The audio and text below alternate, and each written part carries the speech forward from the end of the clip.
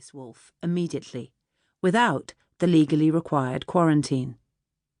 Which also explained why the Norwegian silently shook his head when she tried to offer him coffee from her thermos.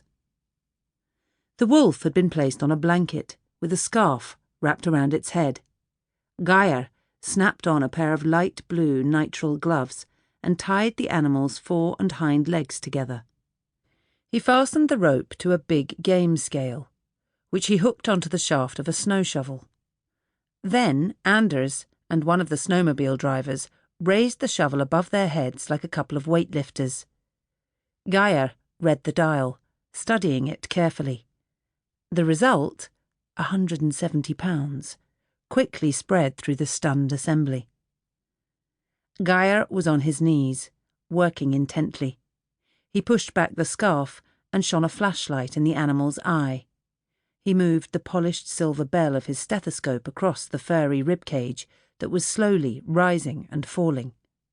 He measured the teeth with calipers. From time to time, he made pencil notes in a protocol fastened to a writing board with a metal clip.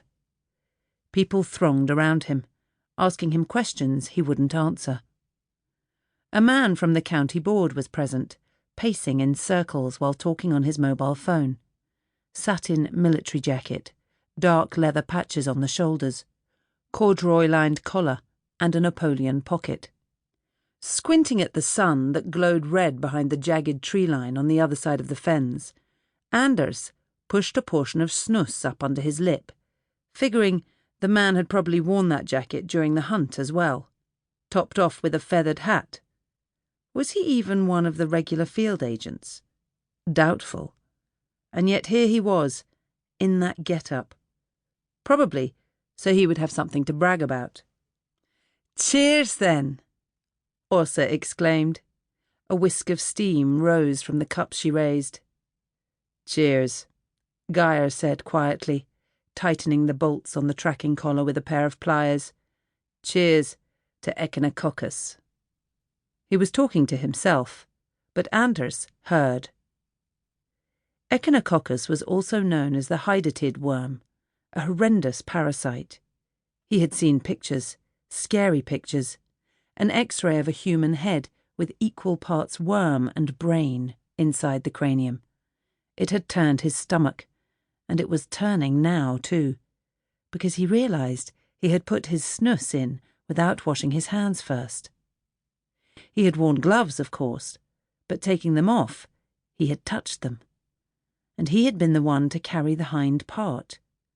Who knew what might have been caked in those long tufts of fur?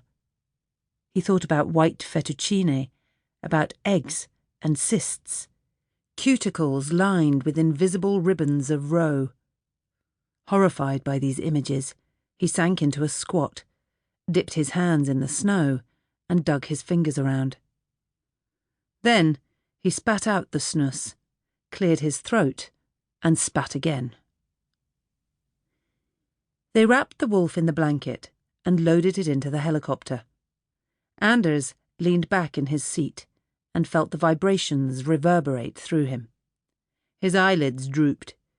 It had been a long day, and he was terribly tired. How long before he could sleep? Best-case scenario, they would reach the release site by 6 a.m. In bed by 9. Best case. The moment the skids sunk into the snow, Anders grabbed his rifle bag in one hand and backpack in the other, and dashed at a crouch through the miniature blizzard stirred up by the helicopter in the dark. He pushed the remote Åsa had given him.